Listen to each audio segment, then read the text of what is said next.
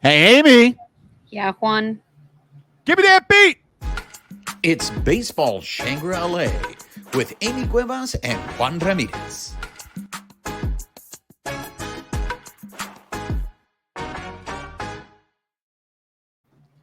What's up, party people? She is Amy Cuevas. I am Juan Ramirez. Wow, that really threw me off. There was an echo there. You are listening or watching Baseball Shangri-La. If you're listening, Oh no. Did you just knock out the Ethernet cord? What are we doing, Juan? You're frozen. Well, happy Monday, everybody. If you guys are listening or watching, oh, he's okay, back. maybe Okay. that's what happened from me. Okay, maybe that echo was coming from me. My bad. I'm sorry. I You don't look know what's like you're going part of the spirit realm. Can you see Tupac? Are you a hologram? What's on. going on? Wow, I know that's a lighting issue. That's what's going on there. But in terms of the echo, so sorry, we're having technical difficulties. Rough way to start the show. So I'm going to steal a page from Amy's book, and we're going to go. What's up, party people? She is Amy Cuevas. I'm Juan Ramirez. You are listening or watching Baseball Shangri-La. If you are listening on the audio portion of the podcast, please make sure you are subscribed to the podcast. Rate us, write us a review. If you're watching us on YouTube, make sure you're subscribed to our YouTube channel. Hit the subscribe button. Give us the thumbs up. Hit the notification button. Leave us comments. We love engaging with you guys. And finally, make sure you're following us on social media, on X at BB Shangri-La, on Instagram, YouTube, and Twitch at Baseball Shangri-La. Wow, that was a rough. Hey, happy Monday to everybody. How that's pretty typical of how the day's been going. Hi, Amy. I mean, yes, it's a Monday. I'm excited to talk about baseball. We have so much. So So before we get into the baseball talk, I do just want to say this, and that is that Amy got a chance to meet one of our listeners this weekend. So I want to start off with that because Amy and I were at the stadium on Sunday. We had some swag. I know she gave out some swag on Saturday, but look, guys, doesn't my water bottle look so cool? yes, we had a koozie there. Look, I just want to say this, and that is, you guys are. We have a very small, loyal fan base, and I appreciate the love that you guys send us. So, any opportunities that we get to meet you guys and engage with you guys, we love it. This past weekend happened to be Sylvester Stallone's birthday. So, I know a lot of you listeners are Stalloners Club members and you helped me celebrate. So I want to thank all the Stallone Club members for helping celebrate the birthday of the great Sylvester Stallone. But Amy, can you share with us your involvement with some of your engagement with some of our listeners this weekend? Yeah. So I posted earlier on the weekend that we were going to be doing a kind of a Where's Waldo at Dodger Stadium. So if you saw either of us, let us know. Pablo, one of our loyal listeners, reached out and let me know that he'd be at the stadium on Saturday, and so we were able to meet up. Um, just awesome guy, listens to the show. So it was really nice to meet somebody in person, and obviously got to give him one of our little can coolers, our koozies, cozies, whatever the heck we're calling them. So just being able to give back to some of our listeners, we really appreciate you guys and gals. Absolutely. So that's just letting you guys know, if you do see Amy and I walking around the stadium, even though we're sweating profusely, please still come over, say hi to us, give us the shout out, let us know that you listen to the show. It's fantastic. Okay, Amy. So we had the Dodgers split the homestand. They went 3-3, and the way things started with the homestand, um, I guess ending up with a split was a good thing. But I will say this: so they lost 2 out of 3 against the Cervantes, but then they bounced back and they won 2 out of 3 against a first place Cerveceros team. So there's a lot to digest there. But I do want to just start off with this: the fact that they went 3-3 this week, I think, is completely typical of how the Dodgers have been playing. If we look back at the it's It's baseball. Go There on. we go. We got it in under the 5-minute mark, folks. We got it in under the 5-minute mark. We got it in Don't be early. bitter because I watch baseball differently than you. I'm not bitter. I'm not bitter because, like Pablo says, Pablo also subscribes to your "It's Just Baseball." I'm the emotional one on this show. I'm the one that lets things, get carried away. But I just want to point something out that I don't think it should be a surprise to anyone that the Dodgers ended up splitting the series. I just want to throw some numbers at you, Amy, and that is in the last Oh 40 games. man, I didn't bring my glove. It's over there. It's all right. You're going to have to barehand this one. All right. In the last 40 games, the Dodgers are 22-18. So a little bit over 500, but very close to 500. And that's how this team has been playing. Now, 40 games is, I think, a good sample size. I mean, 40 games is a quarter of a season. So look, the Dodgers right now are 19 games over 500. So I want people to make sure they're listening to that part, because when they sit there and they go, oh, there goes the Prince of Darkness again, bitching and moaning about a team that's 19 games over 500. And we're 7.5 games over San Diego right now. So, and That's anything can change by the end of the year. I understand that, but we're still 7.5 games up. We're still leading the NL West. absolutely. So the reason why I'm throwing out these numbers out there is they're 19 games over 500. That is indicative of how well they had been playing before this last 40 game stretch. Now, there's a lot of reasons why this team has been playing 500 baseball for a quarter of a season. You can factor in injuries there. You can factor. I do have an injury update for us, by the way, as well. All right. So if you just threw numbers at me, I'm going to throw some injuries back at you. Go ahead, do it. That sounds worse than I meant it. But Dave Roberts said on Saturday. So Joe Kelly, he ended up throwing on Sunday, by the way, and it wasn't the outing that they had hoped. But they're still looking at like 4-ish innings that they want him to have before he returns. So they're going to have that conversation.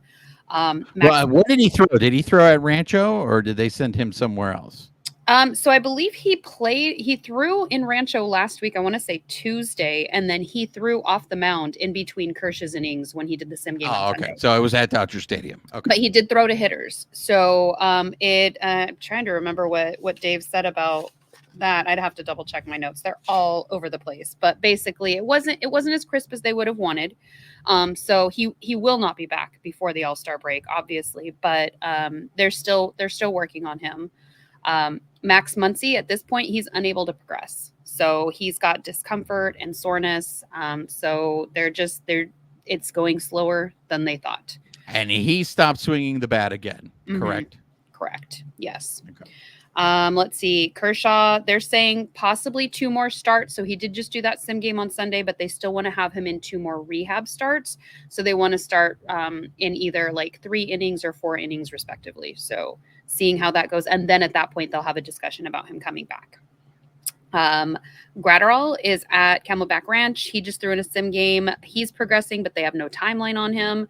Michael Grove, he's in town, but he's not traveling. They're making sure that while he's on the IL, he gets the rest that he needs. They don't want to bring him back too early. Ryan Brazier, he's also at Camelback Ranch. He didn't have a lot of clarity on him. He just basically said that calf strains are tough, and so they're just kind of seeing how it goes. Yamamoto is set to begin throwing next week. And then Mookie, who I'm sure we're going to be talking about next episode, his bones are healing properly. He's running. He's taking shadow grounders on the field. So he's progressing as they're hoping. So that's where we stand right now. So those are all the injury updates. And with that, Kershaw did throw 2 simulated innings yesterday. So he threw to hitters. Outman, I'm trying to think, Biggio, and then a couple of the minor leaguers. All righty. Let's go back to the numbers. So another set of numbers that stood out to me is the Dodgers, in terms of in the division, are 13-13 against teams that are not known as the Colorado Rockies.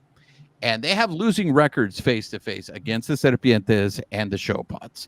They have a winning record against the Gigantes. But For as bad as the National League West has been, and the fact that the Dodgers have been for 40 games playing at a 500 clip and been able to maintain this lead, this large lead that they have so early in the season, if the National League West was actually good, the Dodgers might have find themselves in a dogfight, and they still might find themselves in a dogfight come the second half of the season, because the show pods are riding a little bit of a hot streak. And don't look now, but the Serpientes took 2 out of 3 against the Dodgers, and then took 2 out of 3 against the show pods.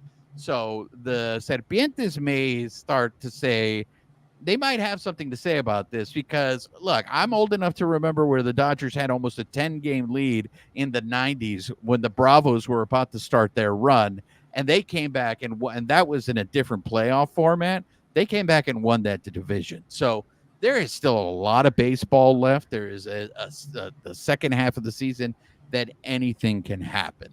So the fact that the Dodgers went ahead and split their homestand 3-3, let's start off with do you want to start off with the Serpientes series? Sure. Yeah.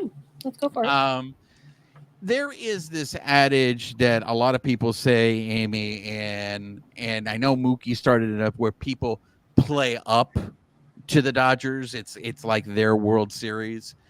But at the same time, I like to look at the other end of that, and that is, well, then if you're going to say that, then you can also say the Dodgers played down. So in that series against the Serpientes, what did you see? I saw a team that was just battling it out. Like, they're doing the best that they can. We're switching around the rotation. You've got a lot of injuries. You've got players that are hitting at different spurts. I mean, to me, we had some pretty good runs on home runs and whatnot, but we also got crushed by Christian Walker. So the pitching isn't helping right now. Our starting rotation is, it's not doing great. And so if other teams are able to get runs up on us, it's hard to battle back from that. But I mean, when I'm watching these games, I'm still seeing our team battle it out, and they are battling for every single at bat and, working till that last out in the game. It's interesting because when you gave the injury update, there were a lot of relievers' names in that injury update. And when you were talking about Joe Kelly, I was just sitting there and they're like, look, what's the rush, man? Don't rush him back. Especially there's not a timeline with Brazier. Like, let these guys come back when they are healthy and ready to come back. And I was going to say, the relief isn't really been your problem. Well, the relievers had a tough time this week. And they're tired. That's exactly where I was going, Amy. It looks like they need a break. The All-Star break, I think, is coming at a really good time. Well, but I know and that being said, our starters are still not going late into games. Miller went 5 innings, but that was the most that we got during the series against the D-backs. And, you had Stone going 3 and Knack going 4 1/3. That's the bullpen having to pick up a lot of slack there. We did a little better in the Brewers series, but not much. I mean, Glasnow went 6, Paxton went 5, Robleski went 5. We'll get into that series in a second, but we're still not eating a lot of innings on the starting rotation. Yeah, I really feel that the fact that the starters couldn't give you 6, that it caught up with the bullpen this week, and especially in that Serpientes series. But you mentioned Christian Walker. I want to get your thoughts on this because I saw a lot of this on social media, and that is why did the Dodgers take that with a grain of salt? But go ahead. Why did the Dodgers keep pitching to Christian Walker? Now, do you want them to just not throw at all? And that's the question that I want to get into. So I want to get your thoughts on this in terms of, because Christian Walker is just a different player. The numbers show it. He is a different player against the Dodgers, and so especially at Dodger Stadium. Are you saying intentionally walk him every time he comes to bat? They did end up intentionally walk him. I think, and this is what I find fascinating, and this is why I want to get into it, because I know there was a lot of criticism of Roberts. I mean, even my wife, who is not an avid baseball, she doesn't know a lot of baseball knowledge, even as I force her to watch the games with me and sees Christian Walker hit another home run, my wife says, why do they keep pitching to him? And you bring up an interesting question in the sense, so what are you going to do? Do you just not pitch to him? Do you just Because That's that's not strategy, right? Do you that's just not very automatically? but it's not very sportsmanlike. Like you're just gonna intentionally walk him every time because he's good. Like that I think a part of the game though is okay, we've got to overcome that.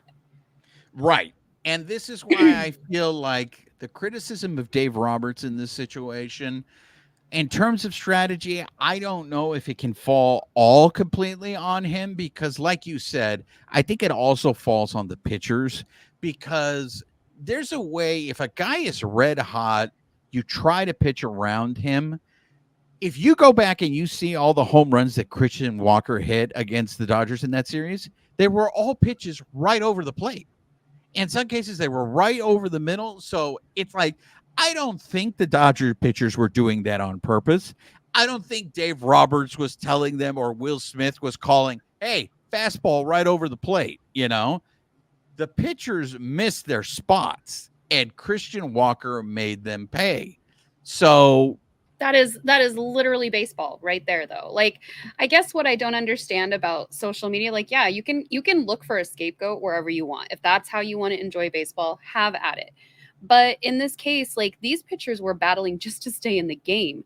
We'll take Miller off for a second. 5 innings, he's still trying to find it in his third, outing. But like he only Stone, he only gave up 2 runs. So right, yeah. right. But he had a great first outing. The second one was really rocky. This is his third one. Much like Bueller, we got to give the guy some grace. He's coming back from an injury. Or you know what? You don't have to. You can watch baseball however you want. But that being said, Stone only went 3 innings. That guy was just trying to stay in the game as long as he could. I'm not saying that gives him a pass that he was trying to do anything, but like I'm sure he was trying to find the zone, trying to like pitch as well as he could. These guys had other issues going on. So like, yeah, I mean, if you want to blame them, sure, but they're human and they're going to have bad days. So I guess for me, again, that comes down to how do you want to watch baseball? What are you going to do? It's hard for me to be critical of Gavin Stone because he's been so great this season, but it was the exact opposite of his outing against Las Medias Blancas because in Chicago, he was so efficient. He had his control. And that game against the Serpientes, he didn't have his control. Let's They were not forget making that the D-backs are a good team. They beat us last year and they went to the World Series. It's not like we're playing against like some like lower tier team. They are a good team. And if our pitching is struggling a little bit, Dave Roberts even acknowledged this weekend that yeah, they're in a little bit of a slump. They got to find their way out, but at the same time, like it's not like they were playing against some shadow team out there. The Diamondbacks came to play. I know we are approaching the All-Star break, but you are not at all concerned. I mean, you just said the Serpientes are a good team, and they're about to have I mean, if they can get healthy, and who knows what kind of moves they're going to make. But is it concerning to you that 2 teams in the division, 2 teams that they possibly could be matchups in the playoffs, in the wild card, the Show Pods and the Serpientes have winning records against the Dodgers this year. And not only that, have beaten the Dodgers in the playoffs the last 2 consecutive years. I mean, it's not great, but at the same time, like you've got 162 games to play. They're going to win some, they're going to lose some. Do I want to see them beat those teams? Absolutely. But again, they play up when they come and play the Dodgers. So the team is going to play as good as it can that day with a bunch of moving parts. It's not one person going out there who's doing fabulously, like 10 out of 10 hitting, like 10 out of 10 pitching. Like one person is not carrying the team. You have all the moving parts of your lineup. You have all the moving parts of your starting rotation plus the bullpen. That means everybody has to be firing on all cylinders perfectly every game. Like that's just not going to happen. It's not humanly possible. So again, that's built into the game. You ask if I'm concerned about it. Do I like it when they lose? No. Am I concerned about it? There's not anything I can do about it. So, I mean, would I like to improve? Absolutely. But, barring us picking up some pieces and making sure that they gel with the team, there's not much we can do about it. Look, it took an epic comeback. That was the only game they ended up winning. It was an epic with 2 outs, and for them to come back and win that game. But other than that, we're looking at the Serpientes coming into Los Angeles and sweeping the Dodgers. One of the things, and this is a Serpientes team that throws bullpen games because they don't have enough starting pitching. So they're a team that even though you say, Sounds kind of like us. look, even though you say they're a good team, they're a team to me that, has holes in it. But I see You don't them. think people would say that about the Dodgers? Oh, yeah, I know people say that about the Dodgers. But here's the difference in terms of approach that I don't see that the Dodgers do. And that's the thing that keeps me when it comes to the playoffs, I think is going to resurface, and it does not give me confidence. The Dodgers, and you and I have talked about this. You are the queen of small ball. You love small ball. The Dodgers, they're I don't want to say it, there is an aversion to them manufacturing runs, but their dependence on home runs is something that concerns me. And the the Serpientes have holes, but what I see is a team that can manufacture runs by stealing bases. I And agree. that is something, it's fun to watch. It's fun to watch, and that's what concerns me in a short playoff series where if your offense goes cold and you can't score, because let's face it, the Serpientes kicked their ass in 2 games. I mean, it was double digit, runs on there. And so if you're on the base, if you got traffic on the base pads, you are putting pressure on the pitcher to have to make perfect pitches. And this is what happens. You then lay one right over the plate to Christian Walker because you already have traffic on the base pads. You don't want to add another man. You don't want to load the bases. That is, and look, there's no point in me arguing this because I can already hear everybody's collective eye roll on the show. It's like, Juan, that's not who the Dodgers are. The Dodgers are not a team that steals bases. They're not a team that manufactures runs. I mean, how many times do we go when they need a bunt and it looks like they've never held a baseball bat in their hands when they try to? It's not who they are. You can't make a team be something they're not. And that's what concerns me is that when it comes to the playoffs, I feel the Diamondbacks, okay, we can't hit a home run and all that stuff, but what we can do is we got speed on the base pads. If we get on base, we can force the issue. I don't see that the Dodgers can do that. I mean, I agree with everything you said. I've been railing against small ball for forever. The front office isn't listening to me or the likes of anyone else. So I guess that's kind of where I go back to, like, what I like to see it. Absolutely. But if they don't do it, what are you going to do about it? And it could be work yourself up. I mean, no, I'm not upset. I'm not upset. I'm just, one of the things is this. It would be nice, and I will say this: the couple times that I've been out there, when they are at batting practice, they are working on bunting. So it's not for lack of them preparing or being ready. I think some of these games they just come at you fast. Like I can't speak for the team, but I don't know. Like, I don't know what happens in those situations that preempts them from, just not moving the next guy over, because we've seen it happen. We saw it, I think, last week in the last series. It was kind of a back and forth. I forget who we were playing, but the one team, they started in like the 3rd inning. They played small ball on us. And then we came back in the 4th inning and kind of tied it up because we did the same thing. So the team is capable of it. I'm just wondering if the game starts moving too fast and then they just get caught up in it. And it's like, do what I know. Just try to hit the ball. And that happens to be trying to swing for the fences. And look, I know what everybody's talking about. It's like, Juan, we're not even at the All-Star break. It is July. And this is what happens when you have a 7.5 game lead in the division. No lead is safe. But the thing that you're looking forward to is the playoffs. So you just said something, Amy, that has been a criticism of the Dodgers, not the last 2 years, but I think this whole entire playoff run. And that is when it comes to the playoffs, things speed up on the Dodgers. Mm-hmm. And that's the question. Why do things speed up on the Dodgers and not on other teams? And you're playing the best of the best, and they are close games. So it's not like you get the opportunity to have like a blowout game or whatnot. These are going to be those close games where it's do or die. So would it be nice if they started practicing like moving people over a little bit sooner in the season? Absolutely. Like it would be great to see that, but we've only seen it in fits and spurts. So And look, like everything, we are reacting to the now, to the immediate. This could be just that the Serpientes are getting hot at the right time. This is also a result of Gavin Stone having a bad night. This is a result of Landon Knack finally being human and having himself. And I won't even go as far to say a bad night because Landon Knack, he only gave up 4 runs and 2 of them came up on 2-run home runs. He made 2 mistakes, but other than that, Landon Knack has been a guy that has delivered every time he's had an opportunity to pitch. This is the first time that you can be like, oh, okay, he got hit, but it was because of mistakes. and So let's not forget, they'll never use this as an excuse. They're professionals, but it's hot. It's been hot lately. I don't like walking up to the stadium in the heat and I start sweating. And these guys are out there running around bases.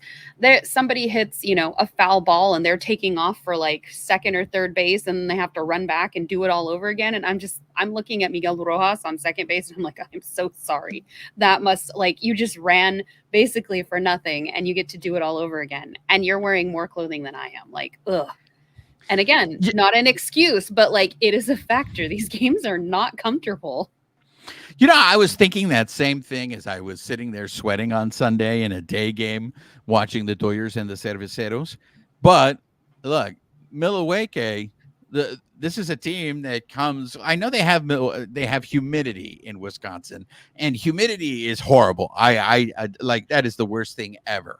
So I see what you're saying in terms of the heat impacting the players, but why does it not have then the same effect on the other team? Like the Serpientes come from the desert, right? I get it that they play in the dome, but that is an oppressive heat in Arizona. Why is it that it affects one team and not the other? I'm not saying that there is any truth to what you're saying. My thing is like, why is it affecting the Dodgers and it's not affecting the other team? Considering these are home games for the Dodgers. But let's get into that series against the Cerveceros, because the Cerveceros came into that series. I think they were at one point going into the series, they were 1 game behind the Dodgers in overall record. So they would have moved up into the 2nd slot and the Dodgers would have dropped to the 3rd slot. The difference meaning the Dodgers wouldn't have a bye in the first round of the playoffs if the season ended today. In the 3 spot, they would actually have to play in the first round. For the last few years, they've had buys. So I think this was a good test. The fact that the Dodgers came out there the first 2 games of the series and, came back. They were close games. They came back. And I'm going to give you the floor here because your boy, you are the president of the Will Smith fan club. Maybe he was upset that he wasn't named a starter in the All-Star game. 3 home runs in 1 game. He ended up having 4 home runs in that series. What did you see from Will Smith? It looked like he was seeing the ball better. Like Dave Roberts was saying that, they've been trying to give him rest here and there. And, it looks like it's resetting itself a little bit. But I mean, I was impressed when he hit the 3 home runs on Friday. I missed it. I was like, oh, he hit 2. And then one of the people on social media was like, no, it was 3. And I looked back and I was like, oh my God, he did hit 3. I had like clumped them all together. And then you go into Saturday's game and he starts off with the home run. I think there was a stat even from Sarah Langs about like 4 consecutive at bats. Now, obviously not in the same game, but 4 consecutive at bats hitting a home run.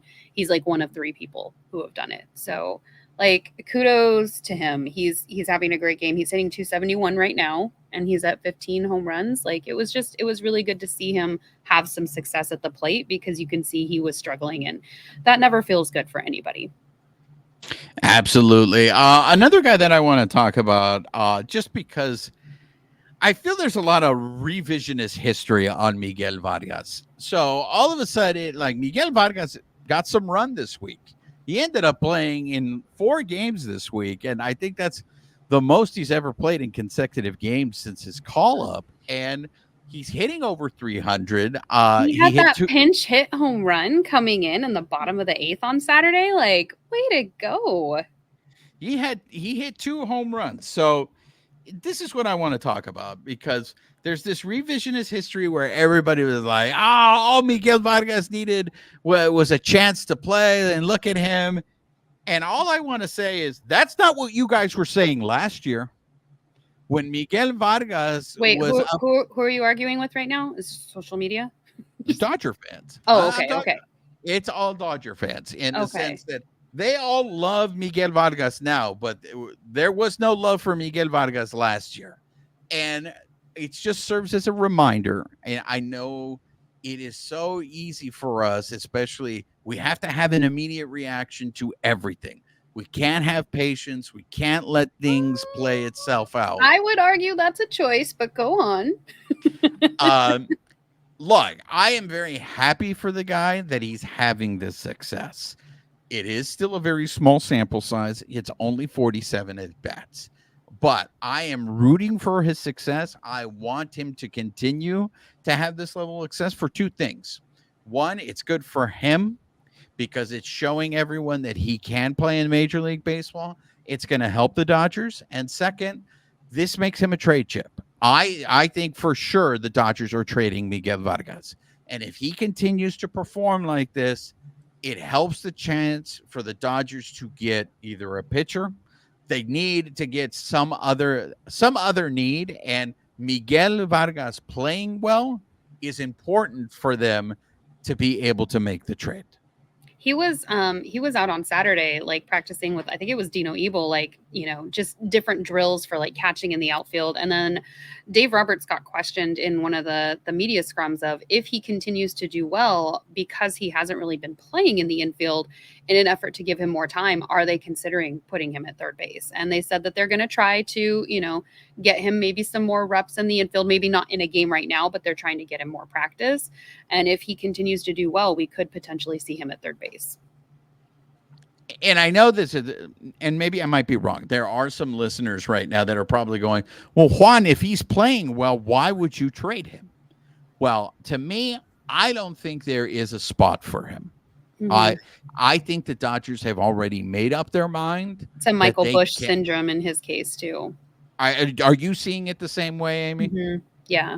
Unfortunately, I want to see him do well, whether that's with us or, with another team. I want him to get consistent playing time. It's the same thing with Outman. Everybody was clamoring to have him brought up when he was sent down, but they were saying he wouldn't get consistent playing time. It was better for him to stay in the minors, get to play every day until they had a spot to bring him up in. And with Vargas, I would love to see him have a spot on this team, but he's also not a natural left fielder, so that does concern me.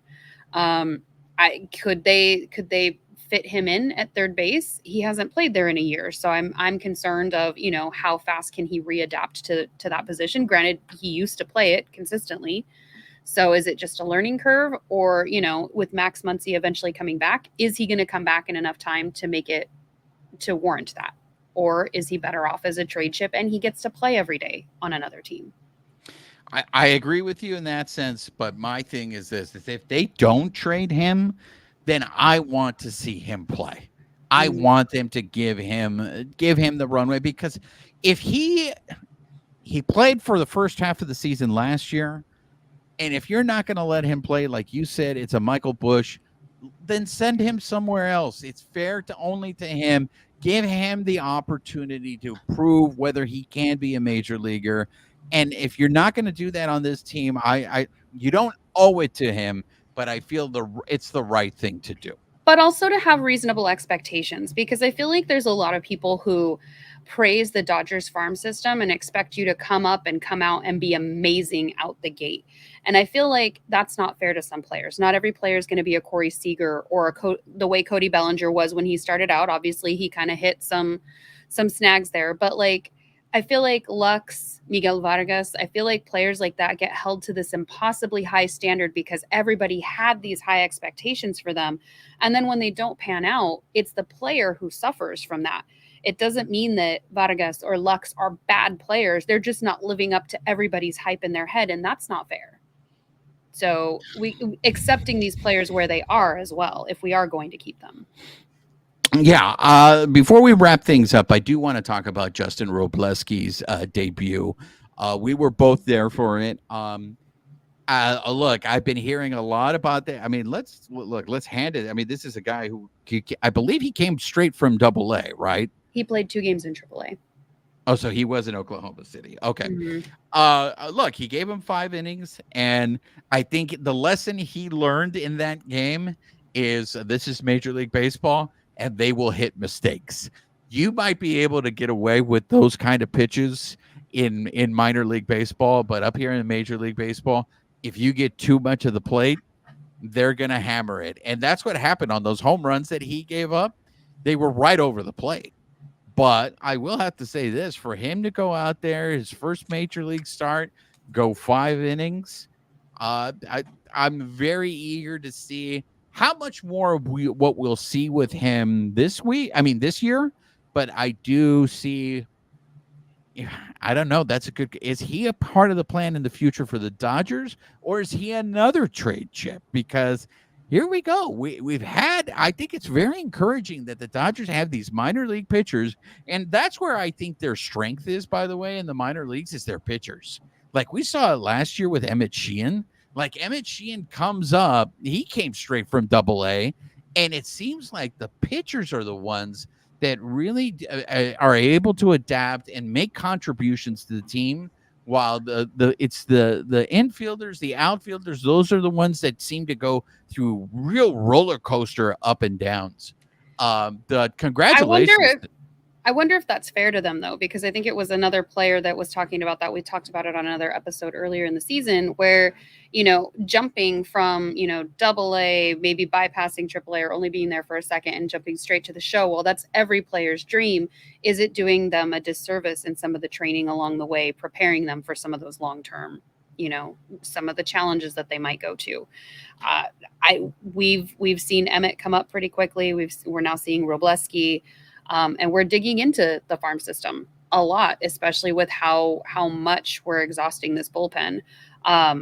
Dave Roberts did say in the post game scrum that he did a good job. He was impressed because Justin was really sure of himself as a person and as a ball player. He didn't let his emotions be too much. He did a really nice job. He wasn't running away from major league batters. And he adds different strategies for righties versus lefties. So he said he was cruising on the pitch count. It looked efficient. Justin even said he was more nervous in some of the AAA games than he was in the game that he played yesterday. But there will be a move being made for coverage so that we can cover the bullpen more. But Dave Roberts was saying that we would see him, again this season. And I don't know if he said it when you were there on Saturday or Sunday, but I think Dave Roberts did say that no one else is going to go on 4 days rest. Is that correct? Did you hear that? There was something about that, like they're trying to. I think they were going to move Bobby Miller around even so that wasn't the case. So I think they have it in mind. They got a lot of moving pieces. You got a lot of young guys coming up. You've got people in the IL. You've got defensive positions that are being covered or kind of covered. I mean, we've got a lot of people out and we're still managing to lead the NL West. So I think it's impressive. Much like last year, we weren't supposed to win and we did. So, real briefly, as we wrap things up on this show, and we might get into it more in our next episode, but the Tyler Glasnow outing was a little bit of a mixed bag. He still went ahead and gave you length, but he did give up a grand slam. And it seems like we've seen a lot of different versions of Tyler Glasnow this season. And I know the conversation has already started that I believe he's already reached. And correct me if I'm wrong. Keep me honest on here. This is like the most innings that he has pitched in a season, or he is quickly approaching that this is the most innings that he's pitched in a season. Keep me honest on that. If that's a base running blunder, I will go ahead and he's at 109 right now. He did 120 last year, but the majority of his seasons have been. I'm just looking back over the last couple of years. Obviously, he was injured in 22, so he did 6 2/3. But 21, he did 88. 20, obviously 57. Not a great year, but 60, 55, 56. He did 111 in let's see, I'm just double checking here. Oh no, he played for 2 teams there. So yeah, 111 in 2018. So he's been kind of all over the board, but he did 120 last year. So we're inching up on that right now. Okay, so I'm not wrong. Jose Ayala, this does not count as a base running blunder. He is getting close to the most innings that he's pitched, and we are halfway through the season. And we'll see how that shakes out because he was injured in every other season pretty much before that. So that will be an indicator of how well he does, but he is human, much like you mentioned about some of our pitchers earlier. So, they're going to have some shaky days. I did, before we do end this episode, I did want to mention we are on Ohtani watch because he hit his 199th home run on Saturday. So he's geared up to hit his 200th. He didn't do it yesterday on Sunday, but could be any game now. Looks like he's going to be doing it on the road. I have a feeling he's going to be doing it in Philadelphia. Yeah. He will hit his 200th home run in Philadelphia. I'm bummed we're going to miss it, but I'm excited. Like, yes, hit it. Hit more. Come back and be at an even higher number. That's right. Before we end the show, any last words? I did want to mention the Dodgers did host on Japanese Heritage Night on Tuesday. The president of the National Baseball Hall of Fame and Museum was in town because they were authenticating some items for an exhibit that's going to open in July of 2025, and it's going to be Japanese player memorabilia. So Tori Lavello, Dave Roberts, they were there on hand, and then Shohei Ohtani and Yoshinobu Yamamoto both spoke, and they also donated items. So Yoshinobu gave a glove that he used during spring training, and Shohei donated a bat to the exhibit. So it'll be the first one of its kind there. So pretty exciting stuff. And that's right. You were there. Did you get a chance to talk to Josh? I did. Lovely fellow, and we got to see all of the memorabilia that they had up there too. So it was really cool. Yeah, it's one of those things that I always like to remind everyone that the Hall of Fame is a museum more than anything. So when everybody has the debate as to who is a Hall of Famer or who isn't a Hall of Famer, the Hall of Fame is a museum. So a lot of it is about, honoring certain things. So whether they are a Hall of Famer or not, it's about honoring accomplishments, especially items that stand out. So that's going to do it for this episode. Once again, I want to wish a happy belated birthday to the great Renaissance man, Sylvester Stallone, and all the Stalloner clubbers out there who helped me celebrate his birthday. I appreciate it. Once again, if you are listening to us on the audio portion, please make sure you are subscribed to the podcast. Rate us, write us a review, help spread the word. If you're watching us on YouTube, make sure you're subscribed to our YouTube channel. Hit that notification button, give us a thumbs up, leave us comments. We love engaging with you. And most importantly, please make sure you're following us on social media, on X at BB Shangri-La, on Instagram, YouTube, and Twitch at Baseball Shangri-La. She is Amy Cuevas. I am Juan Ramirez. Nos despedimos con un beso. Amy, say goodbye to the people. Goodbye, people.